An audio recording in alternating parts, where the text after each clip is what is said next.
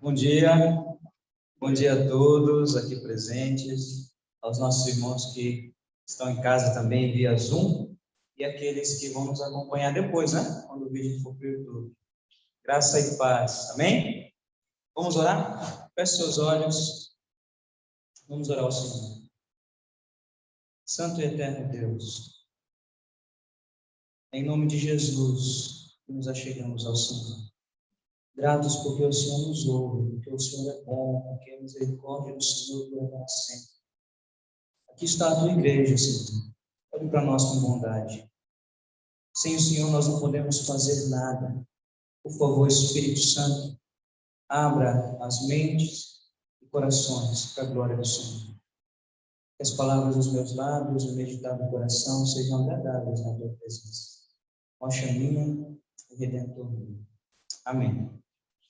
Nós estamos, queridos, aprendendo durante esse período a respeito da carta de Paulo aos Romanos. Então, nós estamos passando aqui numa transição, tá bom? Nós vimos com o pastor Rodeci, ainda na semana passada, a respeito da justificação, dentro do capítulo 5.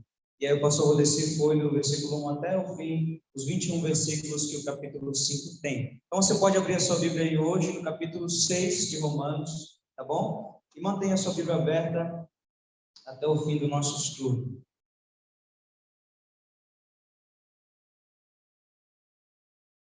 Romanos, capítulo 6.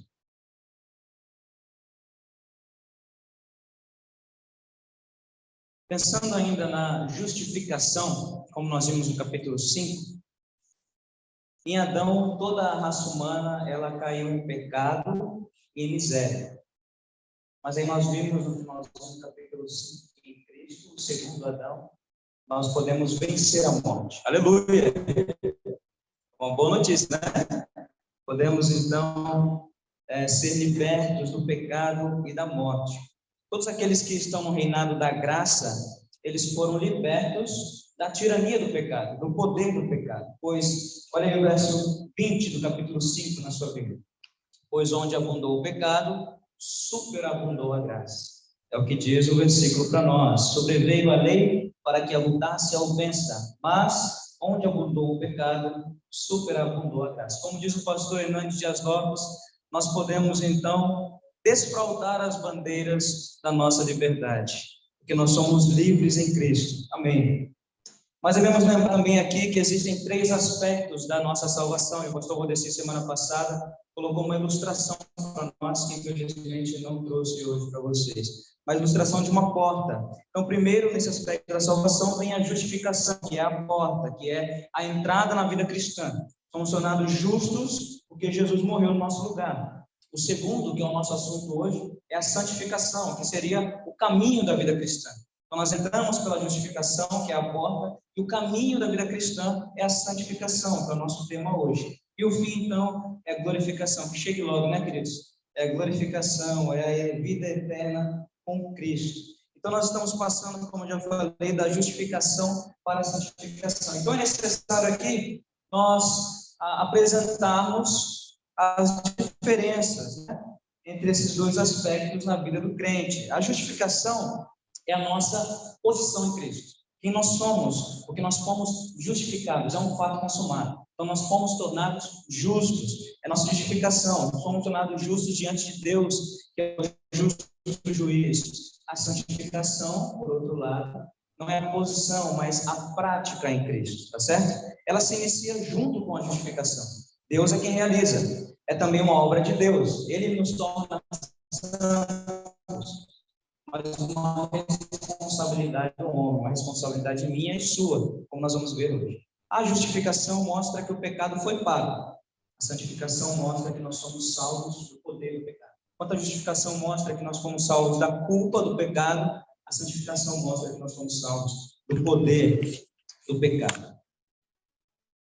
A justificação é o portão, a porta da vida cristã. A santificação é o caminho da vida cristã. Então, para nós lembrarmos bem aqui, é impossível ser santificado sem ter sido justificado. Entendem isso? Então, alguém não pode ser santo se primeiro não foi justificado.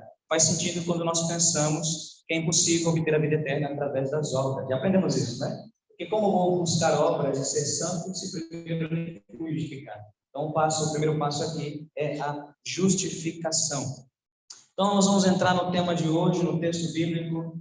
Nós temos 23 versículos, nós vamos chegar lá, se Deus quiser, mas vamos ler primeiro aqui do versículo 1 até o 14. Então, olha aí na sua Bíblia, Romanos 6, verso 1 até o versículo 14. Assim diz a palavra do Senhor. Que diremos, pois? Permaneceremos no pecado para que seja a graça mais abundante? De modo nenhum. Como viveremos ainda no pecado, nós, os que para ele morremos? Ou, porventura, ignorais que todos nós que fomos batizados em Cristo Jesus, fomos batizados na sua morte? Fomos, pois, sepultados com ele na morte pelo batismo, para que, como Cristo foi ressuscitado dentre os mortos, pela glória do Pai, assim também andemos nós, em novidade de vida. Porque, se fomos unidos com ele na semelhança de sua morte, certamente o seremos também na semelhança da sua ressurreição. Sabendo isso, que foi crucificado com ele o nosso velho homem, para que o corpo do pecado seja destruído, e não sirvamos o pecado como escravo. Porquanto quem morreu está justificado no pecado. Ora, se já morremos com Cristo, cremos também que com ele viveremos, sabedores de que, havendo Cristo ressuscitado dentre os mortos, já não morre, a morte já não tem domínio sobre ele. Pois, quanto a ter morrido de uma vez para sempre, morreu para o pecado, mas, quanto a viver, vive para Deus. Assim também vós, considerai-vos mortos para o pecado, mas vivos para Deus em Cristo Jesus. Não reine, portanto, o pecado em vosso corpo mortal, de maneira que obedeçais às suas paixões. Nem ofereçais cada um os membros do seu corpo ao pecado, como instrumentos de iniquidade, mas oferecei-vos a Deus como ressurreto dentre os mortos, e os vossos membros a Deus como instrumentos de justiça. Porque o pecado não terá domínio sobre vós, pois não estáis debaixo da lei, e sim da graça. Até aqui. Amém. O apóstolo Paulo aqui, ele está fazendo uma clara diferença entre os dois capítulos, tá bom? Então, na justificação, nós fomos livres, como nós já vimos, da culpa do pecado. Na santificação, nós devemos ser livres do poder do pecado. Mas a santificação, assim como a justificação, é um resultado da morte eficaz de Cristo. Então, é impossível ser justo, é impossível ser santo, se Cristo não morreu por nós. Mas elas são resultados da morte eficaz de Cristo Jesus na cruz, bem como da ressurreição do nosso Senhor Jesus. A doutrina do reinado da graça, nessa época aqui do apóstolo Paulo, irmãos, ela estava levando os libertinos, né, os falsos mestres, a lerem as palavras do apóstolo Paulo e a ensinarem também, tanto a igreja ali em Romanos, né, em Roma, os romanos, como também em outras igrejas, que quanto mais nós pecássemos, se nós pecássemos mais e mais, nós íamos conseguir abrir largas avenidas para uma ação mais robusta da graça. Então essa era a ideia deles. Perceba aí comigo o verso 1 do capítulo 6 aí na sua Bíblia, tá bom? Eu vou lutar aqui assim como o pastor, vou descer com o ventilador. Então olha aí comigo o verso 1, ele faz uma pergunta. Que diremos, pois? Permaneceremos no pecado para que seja a graça mais abundante? Ele está lembrando aquilo que ele já disse no verso 20 e 21 do capítulo 5. Porque ele vai falar que a graça superabundou onde havia pecado. Logo, a ideia dos libertinos era a seguinte: bom, então já que aonde tem muito pecado, a graça é maior, então bora pecar mais, porque a graça vai ser ainda maior, a atuação da graça vai ser ainda maior. Mas Paulo, ele então aqui vem com firmeza, rejeitando, reagindo a essa heresia, ensinando então que no reinado da graça, o reinado da graça nos leva a morrer para o pecado, ao invés de nos incentivar a viver no pecado. Compreendem isso? Então, no reinado da graça, fora do reinado do pecado, do reinado da morte, nós então somos levados a morrer para o pecado. e não incentivados a viver o pecado. A graça, que é poderosa para salvar, é igualmente poderosa também para santificar. A graça nos livra não apenas da culpa do pecado, mas também do poder do pecado. Eu vou citar um homem aqui, William Barclay, um autor antigo e também nosso irmão de Cristo. Ele diz com toda razão que é uma atitude terrível fazer da misericórdia de Deus uma desculpa para pecar. Ele diz assim: é uma atitude vil um filho pecar porque sabe que seu pai o perdoará. Então essa era a ideia dos falsos ensinadores daquela época. Eles pensavam, já que Deus é um pai amoroso, então eu posso pecar contra ele porque eu sei que ele vai trazer perdão.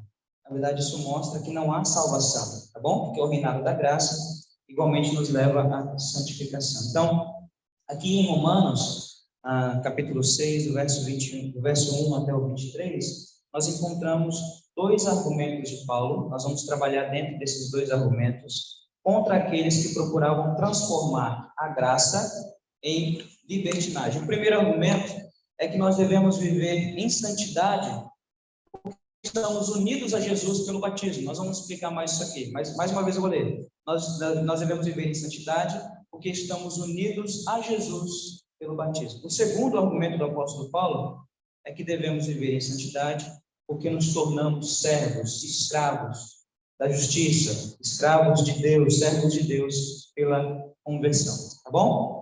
Então, em primeiro lugar, devemos viver em santidade, porque estamos unidos a Jesus pelo batismo. Esse primeiro ponto está do verso 1 até o verso 14, que nós já lemos aqui. A pergunta que inicia o capítulo 6, mantenha os olhos na sua Bíblia. Paulo faz uma pergunta retórica, como ele faz diversas vezes dentro aqui da carta aos Romanos. É um eco daquilo que foi dito no final do capítulo 5.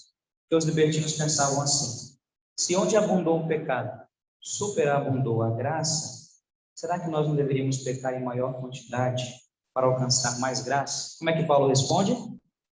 Versículo 2: de modo nenhum.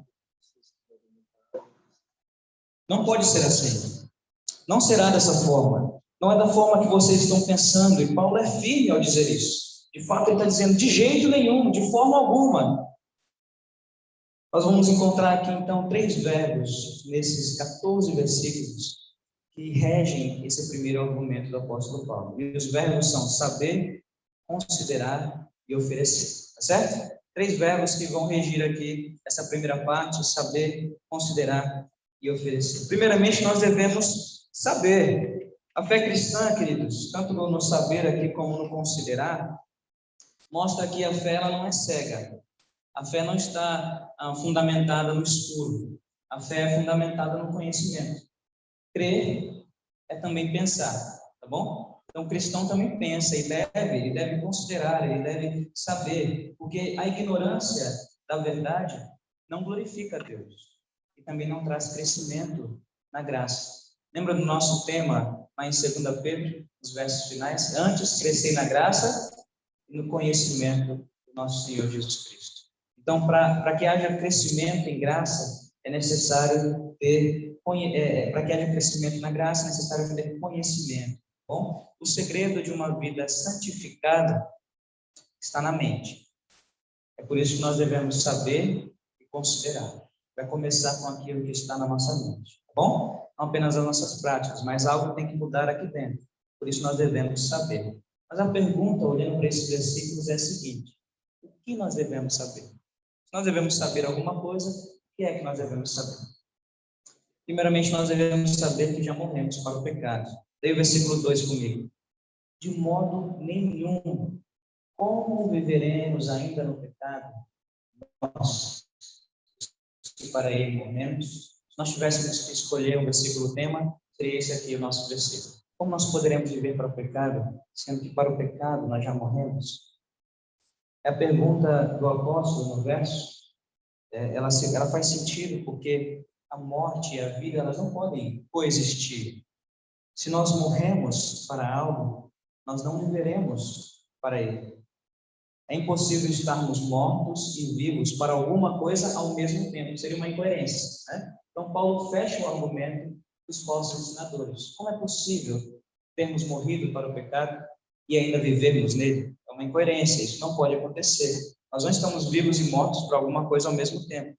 Então, a graça, ela nos salvou do pecado e não no pecado. Compreende a diferença? A graça nos tira do reino do pecado. Nós vamos ver isso mais à frente. Então, o pecado, ele deve ser inadmissível na vida do verdadeiro cristão. Começa a dificultar um pouco mais para nós, né? De fato, falar sobre santidade é muito difícil, queridos, porque vamos começar a encontrar detalhes das nossas vidas que precisam ser transformados. O pecado deve ser inadmissível para o verdadeiro crente. Os hereges daquele tempo, no entanto, e também nos dias de hoje, eles insistiam que nós poderíamos pecar livremente, dizendo até mesmo que isso traria a glória de Deus. Não é uma incoerência? Vamos pecar, porque isso vai trazer a glória de Deus. Mas Paulo afirma que o crente já morreu para o pecado. Nós não podemos continuar vivendo para o pecado, porque já morremos para o pecado.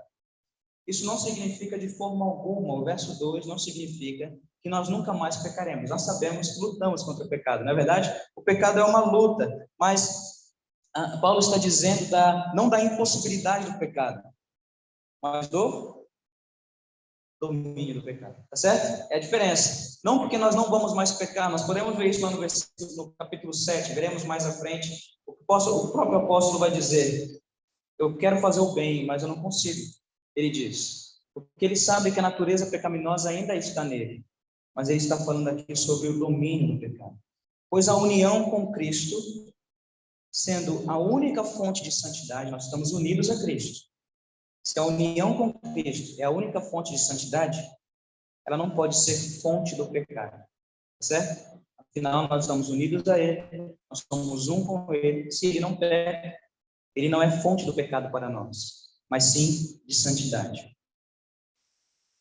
Nós vamos pensar bem aqui sobre esse versículo 2. Quem morre não está mais obrigado ao sistema de leis. Vamos pensar na nossa visão humana, né? Os mortos, eles escapam a todo o sistema de compromissos. O capítulo 7 de Romanos começa assim. Vai falar sobre uma mulher que se torna, então, viúva. E ela está desobrigada dos seus compromissos para com o seu marido. O nosso grito de liberdade, se nós escolhemos um, é: morremos para o pecado. Nós somos livres. Mas eu quero exemplificar esse ponto, assim como faz também o pastor Hernani Dias Lopes, contando a história de uma mulher nos Estados Unidos, tempos atrás, que se casou com um homem muito amável, um fazendeiro. Ela servia o seu marido com muita devoção. Ela o amava, de fato. E um dia, infelizmente, o marido veio a morrer. Ele faleceu. Ela teve uma ideia. Ela embalsamou seu marido, colocou ele dentro de uma redoma de vidro e colocou na porta da casa. Engraçado, né? Lá estava o marido embalsamado dentro do vidro na porta da casa. Todos os dias, ela passava e cumprimentava ele dizendo: olá, John, como você vai? Ela conversava com ele. Ao entrar e ao sair, ela conversava com seu marido morto na porta da casa. Um dia ela viajou, depois de vários anos. Ela fez uma viagem à Europa e lá ela conheceu um senhor, um homem muito amável, que se casou com ela. Ao retornarem para casa, para a fazenda, nos Estados Unidos, lá está o noivo segurando a esposa daqui nos braços. E quando ele chega na frente da casa, lá tem um homem embalsamado. Qual foi o pensamento desse marido, né? O que é isso? Ele perguntou. E ela disse: esse é o John, meu antigo marido, mas ele é história, ele está morto. O novo marido pega então o embalsamado e logo sepulta ele. Não poderia deixar ele lá, né? Logo faz o enterro dele. Foi exatamente o que Cristo fez por nós. Mas infelizmente, muitos cristãos ainda pegam o pecado, colocam dentro de uma redoma de vidro e todos os dias o cumprimentam, como se ele ainda estivesse vivo, como se ainda estivesse sob o domínio dele. Nós não estamos mais, nós somos livres. Se você não lembrar de nada, de toda a pregação de hoje, lembre dessa frase: você é livre em Cristo Jesus, porque Ele já te libertou. O pecado não tem domínio mais sobre você. Amém? Em segundo lugar, nós devemos saber que fomos batizados na morte de Cristo, versículo 3. Ou porventura ignorais que todos nós que fomos batizados em Cristo Jesus, fomos batizados na sua morte. Então aqui, Paulo não está falando do método do batismo, seja ele com a água sobre a cabeça, ou seja ele mergulhando nas águas. Ele não está falando como o método acontece, sobre o símbolo, não é isso. Ele está falando o que o símbolo significa. E o batismo significa união com Cristo, aquilo que aconteceu já na conversão, tá certo? Então, no batismo, nós estamos demonstrando publicamente, quando mergulhamos nas águas, que nós fomos unidos a Cristo pela conversão. Não é o batismo que nos une a Cristo, mas o batismo aconteceu lá na conversão, tá bom? O que me impede de ser batizado? Pergunta o eunuco a Felipe. Porque já havia sido convertido. Então, os crentes morreram quando Cristo morreu. Abra sua Bíblia em Gálatas, capítulo 2, verso 20, rapidamente. Gálatas 2, parte final do 19 e 20 em algumas versões. O texto bíblico diz assim: fui crucificado com Cristo. Assim, já não sou eu quem vive, mas Cristo vive em mim. A vida que agora vivo no corpo, vivo-a pela fé no Filho de Deus que me amou e se entregou por mim. Paulo aqui está no embate com o apóstolo Pedro. Ele está dizendo que a atitude do apóstolo Pedro não foi correta, mas Paulo não vive mais daquela forma, porque ele foi crucificado com Cristo. É maravilhoso pensar que naquele dia em que Cristo estava sendo pregado na cruz, ele pensava em mim e em você. É maravilhoso isso? Ele sabia por quem estava morrendo. Ele morreu por mim, ele morreu por você. Então nós fomos levados à cruz juntamente com Jesus Cristo, porque Jesus é o nosso representante. Nós fomos batizados, segundo o verso 3, com Jesus em sua morte. Quando ele morreu, nós também morremos com ele. A morte de Cristo foi a nossa morte.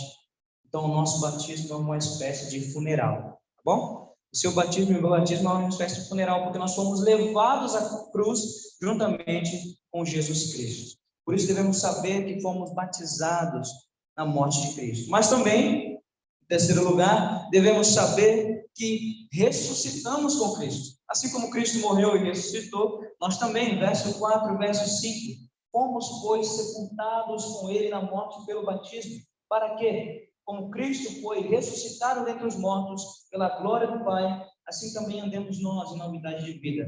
Porque se fomos unidos com ele na semelhança da sua morte, certamente seremos também na semelhança da sua ressurreição. Nós estamos unidos a Cristo na morte, assim como também estamos unidos a Cristo na sua ressurreição. Como ele ressuscitou, nós também ressuscitamos para vivermos uma nova vida. Não é isso que diz o fim do versículo 4?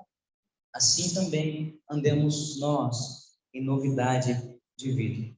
O reinado da morte e do pecado não tem domínio sobre nós, uma vez que estamos unidos a Cristo, em sua morte e em sua ressurreição. Então, a morte e a ressurreição de Jesus não são apenas fatos históricos, fatos reais que aconteceram lá no passado, mas elas são experiências pessoais para nós. Nós também participamos pela fé da morte e da ressurreição de Cristo. Nós estamos em Cristo, estávamos em Cristo quando ele morreu e ressuscitou. Em quarto lugar, devemos saber que fomos crucificados com Cristo. Versículo 6 e versículo 7, olhem na sua Bíblia. Sabendo isto, olha a nossa palavra aqui, o nosso verbo, sabendo isto, que foi crucificado com ele o nosso velho homem, para que o corpo do pecado seja destruído, e não sirvamos o pecado como escravos, porquanto quem morreu está justificado do pecado. Essa parte aqui é importante nós fazermos algumas perguntas. Olha novamente na sua Bíblia. Tem algumas coisas aqui difíceis de compreender, na verdade. Afinal, quem é este homem que morreu com Cristo? Quem é esse velho homem? Afinal, o que significa, no verso 6, o corpo do pecado ser destruído? O que é ser destruído? E o que significa também que aquele que está morto, aquele que morreu, está justificado do pecado? Então, vamos fazer essas perguntas aqui. Quem é o homem que foi crucificado com Cristo? Então, certamente, queridos, é a totalidade daquilo que nós fomos, quem nós éramos antes da nossa conversão, como nós vivíamos. Não é apenas a velha natureza. O que seria a velha natureza? Os desejos carnais que ainda vivem em nós. Você peca ou não? Quem peca, por favor, levante uma das suas mãos. Se não levantar, eu já sei que está pecando, né? Nós pecamos. Então, nós pecamos. A velha natureza ainda está presente. Alguns dizem que tentou afogar o velho homem, não é assim? Ele está sentado bem aqui na frente, ele diz isso. Achou que o velho homem ia morrer lá Não é Agostinho que falava? Não sei quem era. Lutero, né? Tentou, achou que ia afogar o velho homem, mas ele sabia nadar, não é assim? Então ele ainda está presente em nós. A natureza humana ainda está presente em nós. Como nós vamos ver à frente, como eu já disse no capítulo 7. Então, não se trata da natureza não regenerada, aquilo que nós desejamos, que vai contra a palavra de Deus, mas da vida anterior não regenerada. Há uma diferença. Então, há aqueles que não são regenerados, mas vivem as suas vidas não regenerados. Há aqueles que são regenerados e lutam contra a velha natureza. Então, quem morreu com Cristo é a vida anterior não regenerada, não é o nosso eu interior, não é quem você é por dentro, mas é o seu eu anterior. Entende a diferença? Não o eu interior, mas o eu anterior. Nós poderíamos dizer assim: morri para o pecado em Cristo definitivamente. Acabou. Morri para o pecado em Cristo definitivamente. Um fato consumado. Eu morro para o eu diariamente. Certo? Morri para o pecado definitivamente, morro para o eu diariamente. Uma outra pergunta que nós vamos fazer, esses dois versículos 6 e 7, é: o que significa o corpo do pecado que deve ser destruído? Olha aí o verso 6. Para que o corpo do pecado seja destruído. Aqui Paulo não está falando do corpo humano, a carne e osso, onde você pode tocar, né? Pode fazer isso aí que você consegue apalpar, que você está sentindo, o seu corpo, em si ele não é pecaminoso. Ele foi criado para a glória de Deus. Tanto que nós não fomos feitos para a morte. O nosso corpo é para a glória de Deus. Mas sim o corpo que está entregue ao pecado. Está falando da natureza pecaminosa que se expressa por meio do corpo. Nós vamos ver isso lá no verso 12. Olha aí o verso 12 do capítulo 6. Não reine, portanto, o pecado em vosso corpo mortal. Então, o pecado, de qualquer forma, vai tentar entrar e dominar, porque ele é ladrão. Ele vai tentar entrar lá dentro. Mas não é isso aqui que nós podemos sentir, o corpo físico, mas sim a velha natureza. O corpo do pecado, no versículo 6, é o corpo dominado pelo pecado, o corpo enquanto está controlado pelo pecado, porque o pecado usa o nosso corpo para os seus propósitos malignos. Ele usa o seu corpo, ele tenta usar o meu corpo para os seus propósitos malignos e perverte então os instintos naturais e transforma, por exemplo, o sono em preguiça. É isso que o sono é natural? Deus nos dá o sono, mas o pecado transforma o sono em preguiça. Transforma a fome em glutonaria. A fome é natural, mas ser glutão é pecado. Transforma também o desejo sexual que Deus colocou para ser puro em luxúria, em cobiça e assim por diante. Poderíamos pensar em diversas coisas. O pecado transforma isso, certo? Então, o corpo do pecado que deve ser destruído é o corpo controlado pelo pecado, a natureza controlada pelo pecado. Mas o que significa ser destruído? Porque se nós compreendermos esse destruído aqui como exterminado, então nós vamos entender que nessa manhã nenhum de nós é crente, porque nós pecamos e você já levantou a sua mão, já se comprometeu, né? E eu também. Mas não é isso, destruído. O verbo grego que é usado para destruído, pelo menos na minha versão, no versículo 6, é destruído. Alguém tem uma outra versão? Quer compartilhar? Versículo 6.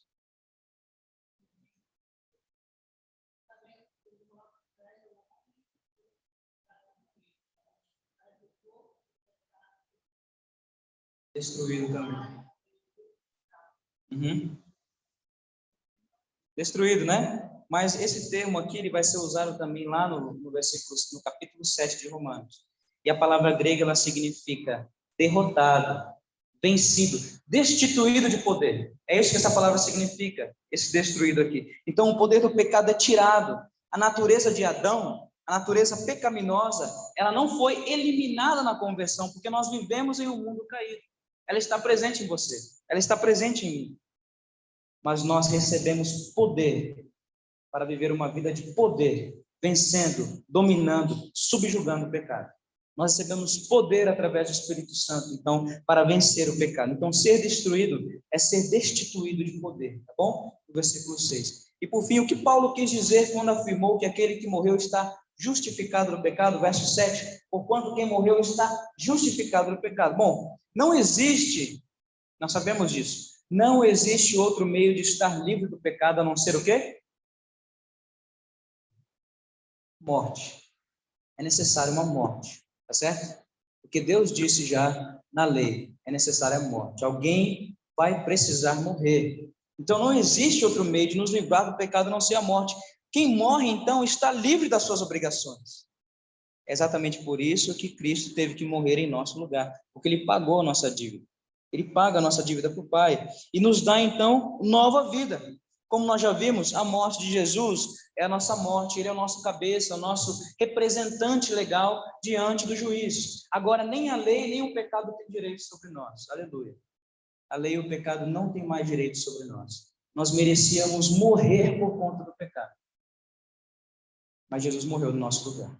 Aquele que não merecia, pagou por nós. E por fim, ainda aqui no verbo saber, nós devemos saber que viveremos com Cristo, verso 8 até o verso 10. Não vou ler novamente para que a gente ganhe tempo aqui, você pode ir acompanhando aí do versículo 8 ao 10, tá bom? Devemos saber que viveremos com Cristo. A morte de Cristo é a nossa morte, a vida de Cristo é a nossa vida. Assim como nós estávamos unidos com Jesus lá na cruz em sua morte, assim também estamos unidos a Ele em sua vida para a glória do Pai. Amém? Portanto, a morte de Jesus foi o pagamento pelo nosso pecado. Nós morremos com Cristo, ressuscitamos com Cristo e vivemos para Deus como Cristo e em Cristo. Amém? Em segundo lugar, nós devemos considerar, versículo 11, assim também vós considerai-vos mortos para o pecado, mas vivos para Deus em Cristo Jesus. Aqui nesse ponto, alguns estudiosos dizem que o ensino de Paulo, ele toma um caráter exortativo. Então, tome isso como uma exortação do apóstolo Paulo, Espírito Santo através do apóstolo Paulo. Não vivam, considerem-se mortos para o pecado. Então, o termo considerar, ele vai aparecer 41 vezes no Novo Testamento, certo? 19 dessas 41 vezes acontece aqui dentro de Romanos. E ele significa levar em conta, calcular, estimar, como aritmética, algo concreto, algo real, algo que é palpável. Então, considerar é uma questão de fé que vai resultar em ação. Não é apenas se apropriar de uma promessa, algo que pode acontecer. Mas considerar é agir em função de um fato. É agir em função de algo que já aconteceu. Algo que nós sabemos que é verdadeiro e real. Preste muita atenção nisso. Deus não nos diz que nós morreremos para o pecado no futuro. Ele não diz isso. Ele também não nos diz que nós devemos morrer para o pecado. O que ele diz? Vocês morreram para o pecado. É um fato consumado. Já aconteceu. Nós já morremos para o pecado. É uma boa notícia para você essa manhã? Você já morreu para o pecado. E esse fato, ele continua sendo válido mesmo que nós não obedeçamos. Deus é muito misericordioso. Ele não vai retirar esse fato de nós. É impossível retirar a salvação. Ele não vai fazer isso. Ele é fiel. Ele mesmo diz, ninguém vai tomar as ovelhas da minha mão. Não é assim? Ninguém tira. Em Romanos nós vamos ver isso mais à frente. Quem pode nos separar, né, o capítulo 8, do amor de Cristo?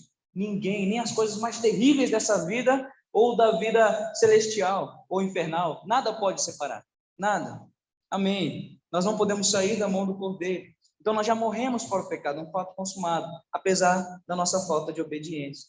Já que nós estamos em Cristo e Cristo morreu, devemos então nos considerar também mortos para o pecado, mas vivos para Deus em Cristo Jesus. Então, destacamos aqui nesse ponto sobre considerar mais 2 pontos, tá bom? Considerarmos mortos para o pecado. Não significa que ao nos considerarmos mortos para o pecado, nós seremos insensíveis ao pecado, como um gato é insensível ao toque, um gato morto, tá? Não é isso. Nós pecamos, apesar de alguns, lá no tempo do apóstolo Paulo e também nos nossos dias hoje, dizerem que é perfeitamente correto conseguir não pecar mais, vivermos uma vida perfeita em santidade nessa vida. É verdade? Nós sabemos que dentro das Escrituras, as histórias que nós encontramos dentro da Bíblia, as biografias e a sua experiência pessoal, diz o seguinte, você peca. É isso ou não é? Você peca. Então, nós devemos viver em santidade. É uma ordem viver em santidade. É um dever cristão. É uma obra de Deus. Mas ainda pecaremos nessa vida, porque estamos num mundo caído. Bom? Então, o que significa nos considerarmos mortos para o pecado? Significa que, assim como Cristo morreu, nós já vimos, nós também morremos, tá certo? O pecado não tem domínio legal sobre nós, ele não pode exercer o seu domínio cruel, o seu reinado cruel sobre nós, porque nós já estamos mortos para ele. O castigo que deveria cair sobre nós, caiu sobre quem? Cristo. A condenação que nós deveríamos receber, quem recebeu? Cristo. O golpe da morte que nós deveríamos suportar, quem suportou? Pode falar. Cristo. A morte de Cristo foi a nossa morte. Nós estamos mortos para o pecado. Em segundo lugar, devemos nos considerar vivos para Deus. Parte B do versículo 11. Nós fomos salvos em Cristo a fim de vivermos para Deus. Então Jesus nos salvou e nós devemos viver para Deus. Não podemos mais viver nem agradar ao pecado. Nós vivemos hoje para a glória de Deus. Vivemos para a glória de Deus. Devemos então nos deleitar em Deus. Ao nos unirmos com Cristo, sua morte se tornou nossa morte. Viver para a glória de Deus é a razão da nossa vida. Viver para a glória de Deus é a razão da nossa vida. Em terceiro lugar, quase no fim, nós devemos oferecer. Devemos saber, considerar, oferecer. Nessa parte, Paulo vai apresentar 3 ordens muito claras. 2 delas são negativas e uma positiva. A negativa aqui, verso 12, olha na sua Bíblia, eu não vou ler para ganharmos tempo, tá bom? Verso 12. Não permita que o pecado domine o seu corpo. Cristo é o Senhor. E porque Cristo é o Senhor, o pecado é ilegal, ele foi expulso. Ele não mais reina na vida do crente, mas ele é intruso, mentiroso, embusteiro. Ele quer usar o nosso corpo como uma ponte para o seu domínio, como uma ponte para o seu governo. Então, Paulo está nos convocando no versículo 12 a nos rebelarmos contra o pecado. Vamos contra ele. Citando aqui um outro autor, Wilson, ele diz o seguinte: o pecado é retratado aqui como um soberano, um imperador. Ele exige serviço militar dos seus súditos. Então, o homem de guerra, o pecado, tá bom? Ele chama seus súditos e exige deles obediência, serviço militar. Ele cobra também impostos, impostos de armas, armas de iniquidade, como diz o verso 13. Não ofereçais cada um os membros do seu corpo ao pecado como instrumentos de iniquidade. Então, ele nos chama para apresentarmos essas armas, que são os nossos corpos.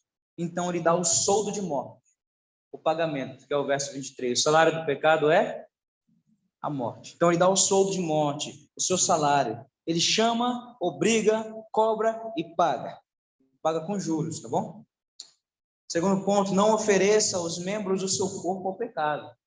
A primeira negativa é não permita que o pecado domine. A segunda negativa, não ofereça os membros do seu corpo ao pecado. Querido, os nossos membros, nossos olhos, ouvidos, nossas mãos, nossos pés, devem estar a serviço de Deus. Certa vez, em uma pregação pelo Zoom, nós aprendemos que não devemos abrir a porta dos olhos e a porta dos ouvidos para o homem do pecado que deseja entrar. Ele bate todos os dias. E aí nós abrimos a porta dos olhos. Nós vemos aquilo que não devemos. Nós ouvimos aquilo que não devemos. Então, os nossos membros devem ser oferecidos a Deus e não ao pecado. Devemos agir para a glória de Deus. Nós podemos ler em 1 Coríntios 10:31, nós sabemos de cor, na verdade, né? Quer comais, quer bebais, façam tudo para a glória de Deus. Coisas simples, coisas ordinárias, como beber e comer, que nós fazemos todos os dias. Isso é para a glória de Deus. Nós devemos fazer tudo para a glória de Deus. O mundo, ele se apressa para usar o seu corpo satisfazendo o pecado, o seu antigo senhor. O crente, ele luta com todas as suas forças para usar o seu corpo para a glória de Deus. Nos cabe aqui uma pergunta aplicativa. Você não vai responder em voz alta, mas pense em seu coração. Você glorifica a Jesus com o seu corpo?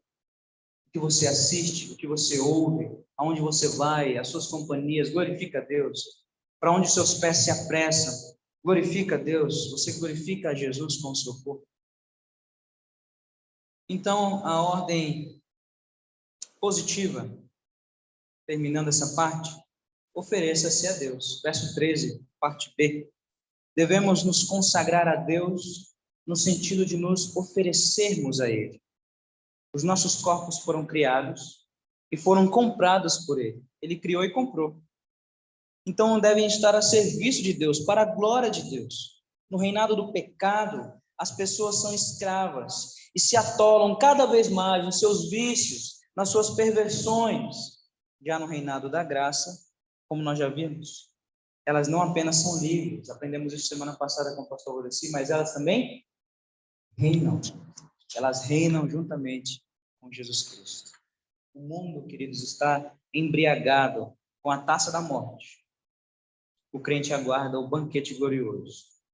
Quando o pecado reina, os homens se tornam capachos. Quando a graça reina, os homens se tornam livres. Amém? Lembremos disso, não podemos servir aos dois senhores. Nós vemos isso lá em Mateus 6. Não podemos dar uma parte a Deus e uma parte para o mundo. Nosso corpo foi comprado por Deus e deve estar a serviço de Deus, para a glória de Deus. Amém? Esse foi o primeiro argumento do apóstolo Paulo, que nós devemos viver em santidade, porque nós fomos unidos a Cristo pelo batismo. Nós vamos ler agora que devemos viver em santidade. Essa parte aqui vai ser bem mais rápida, mais curta, tá bom, irmãos? Não fique preocupado. Devemos viver em santidade porque nos tornamos escravos da justiça. Nós somos escravos de Deus pela conversão. Olhe comigo do verso 15 até o verso 23. Vou fazer diferente. Vou fazer na aplicação e nós lemos o versículo, tá bom? No primeiro argumento do apóstolo Paulo, ele mostra o que Deus fez por nós, algo concreto. Nós fomos unidos a Cristo, tá bom? Partiu de Deus para nós, fomos unidos a Cristo. No segundo argumento, ele está mostrando aqui a nossa responsabilidade. A santidade é algo que vem do Senhor. O Senhor nos torna santos, mas nós temos responsabilidade. Duas coisas caminham juntas dentro de toda a Escritura. Imagine uma linha. A primeira aqui é a soberania de Deus. Deus é soberano, ele controla todas as coisas. E a segunda linha que nós vemos nas Escrituras é a responsabilidade do homem, tá bom? Então, essas duas coisas caminham juntas. Então, nesse sentido, nós vamos ver 5 pontos, os 5 pontos da escravidão. O primeiro deles é rendição, verso 16. Olhem na sua Bíblia. Não sabeis que daquele a quem vos ofereceis como servos para a obediência, desse mesmo a quem obedeceis sois servos, seja do pecado para a morte, ou da obediência para a justiça? Paulo diz o seguinte: o homem é sempre escravo, o homem é sempre servo, seja do pecado ou de Deus. A liberdade do pecado leva à escravidão. A escravidão a Deus leva à liberdade. Para quem nós nos rendemos, rendição, esse então é o nosso Senhor. Nós somos escravos de quem nós nos rendemos. A quem você tem se rendido? Ao pecado ou a Deus? Segundo ponto da escravidão é a troca de escravidão, versos 17 e 18. Mas graças a Deus, porque outrora escravos do pecado, contudo viestes a obedecer de coração a forma de doutrina que fostes entregues. E uma vez libertos do pecado, fostes feitos servos da justiça. Na conversão nós fomos transportados de um reino para o outro. Deus nos tirou de um reino e nos trouxe para o outro. Ele pagou a nossa alforria, então nos deu um lugar junto à mesa. É o que diz Colossenses capítulo 1, verso 13 e 14. Olhem na sua Bíblia. Colossenses 1, verso 13 e 14.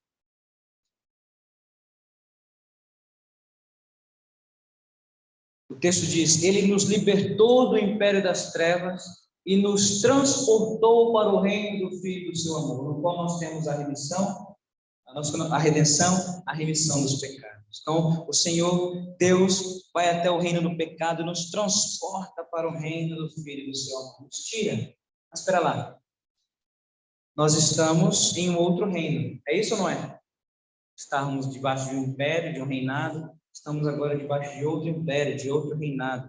Então, o servo da justiça, ele é verdadeiramente livre. Nós, então, não nos amoldamos ao nosso padrão. Lembre-se disso. Às nossas vontades, aos nossos desejos, ao que eu gosto de fazer. Você não é livre para fazer o que você quiser, você é livre para obedecer. Você está num outro reino. Nós nos amoldamos ao padrão do nosso novo reino. Nós não somos o dono do reino, nós reinamos. mas obedecemos ao verdadeiro rei desse novo reino, o nosso Senhor Jesus Cristo. E nos submetemos ao quê? A sua palavra. Então, as nossas vontades e desejos devem estar debaixo da Santa Escritura. Nós nos colocamos debaixo dela. Mesmo que nós não compreendamos, mesmo que nós não quisermos obedecer, nós precisamos. Porque nós estamos debaixo da Santa Escritura, nós estamos em um novo reino. Terceiro ponto da escravidão é que existem dois tipos de escravidão, verso 19. Falo como homem, por causa da fraqueza da vossa carne. Assim como ofereceste os vossos membros para a escravidão da impureza e da maldade, para a maldade, assim ofereci agora aos vossos membros para servirem à justiça, para a santificação. No reinado do pecado, o homem, ele fazia provisão para o pecado, ele se dá ao pecado. No reinado da graça, nós devemos, no mínimo, fazer o mesmo esforço para agradar a Deus, para viver em santidade. Porque nós lutávamos e agradávamos ao pecado. E agora, em outro reino, devemos lutar para agradar a Deus em santidade. Nós não podemos ser menos consagrados a Deus do que o ímpio é consagrado ao pecado. O pecador, nós sabemos disso, ele vira noites para satisfazer as suas paixões. Ele dedica a sua vida, seu tempo, seus recursos para agradar o seu Senhor, que é o pecado.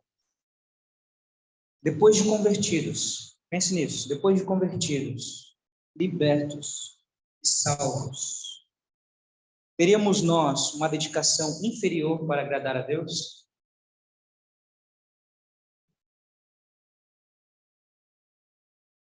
Será que nós fomos mais dedicados ao diabo do que nós somos dedicados a Deus?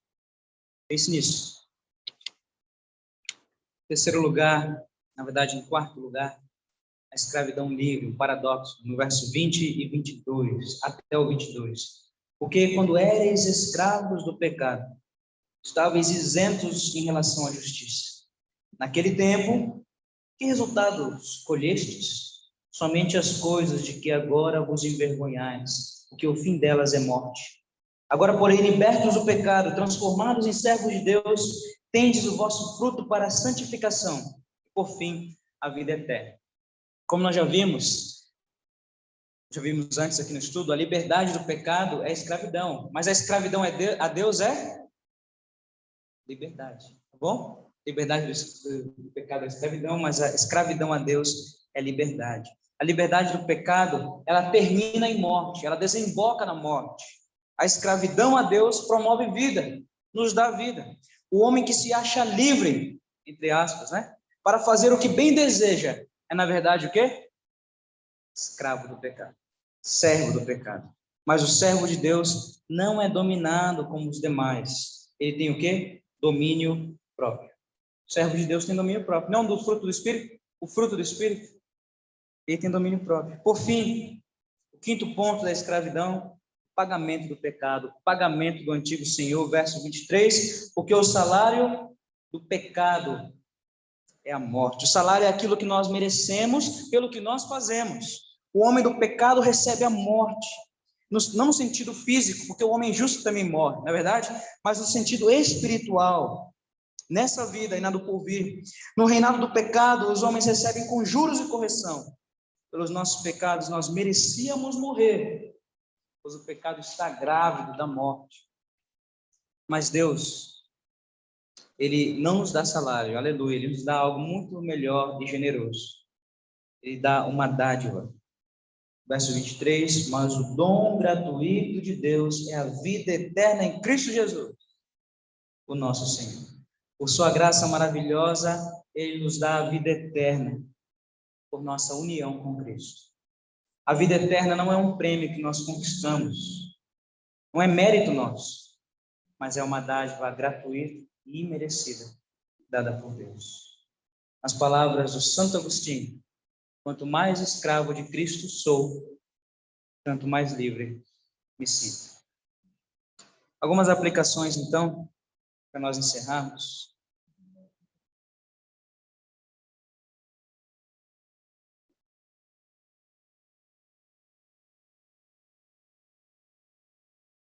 Você ainda vive como escravo do pecado? O pecado ainda te domina? Você ainda vive como se estivesse debaixo do domínio do pecado? Pense nisso. Como anda a sua vida, as suas ações, seus pensamentos, seus olhares sobre o domínio do pecado?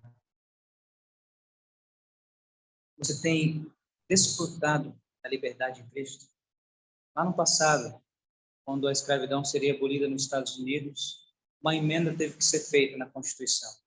O presidente Abraham Lincoln foi assassinado e alguns escravos. É dito certa vez que um escravo no sul dos Estados Unidos disse o seguinte: eu não sei quem é Abraham Lincoln e nem sei nada sobre a minha liberdade. Existem pessoas, crentes, que não sabem que estão livres do pecado, como os escravos estiveram no passado. Nem sabiam quem foi o presidente assassinado, nem sabiam que estavam livres. Você é assim? Ou você tem desfrutado da verdadeira liberdade?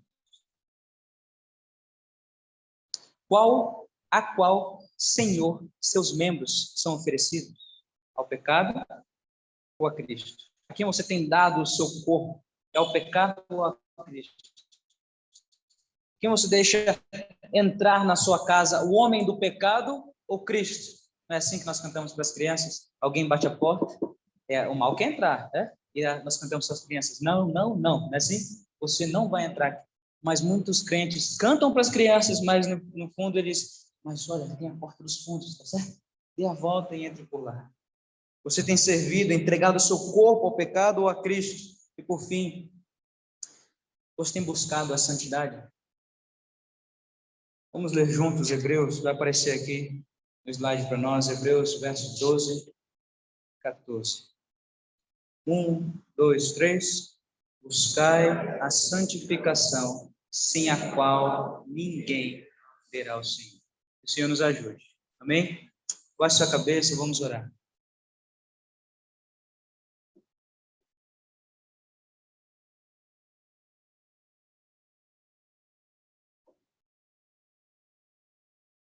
Santo Deus, se propício a nós, pecadores, porque nós somos falhos. Nós tentamos voltar para o domínio do pecado. Nos perdoa, Senhor, por favor. Perdoa, Senhor, se nós temos transformado o sono em preguiça. Perdoa, Senhor, se nós temos transformado a fome em glutonaria. Nos perdoa, Senhor, se nós temos transformado o desejo sexual em luxúria, em cobiça, em imoralidade. Perdoa-nos, Senhor, se nós temos vivido como o mundo. Mas louvado seja o santo nome do Senhor, porque o Senhor nos libertou do império das trevas e nos transportou para o reino do Filho do seu amor, no qual nós temos a remissão dos nossos pecados, nós temos a redenção dos nossos pecados. Louvado seja o Senhor eternamente, porque o Senhor nos justifica, o Senhor nos santifica e o Senhor nos glorifica, apesar de nós não merecermos. Ó Deus, por favor, crave em nossos olhos a eternidade. Nos faça santos como o Senhor é santo. Se, ó Deus, pecados que precisamos abandonar, que isso aconteça nessa manhã. Deixar a nossa velha vida, vivermos em novidade, andarmos em novidade de vida. Ajuda-nos, Senhor, por favor. Ajuda-nos, Espírito Santo. Sem o Senhor nós não podemos fazer nada. Nos santifica para a glória do Senhor, em nome de Jesus. Amém.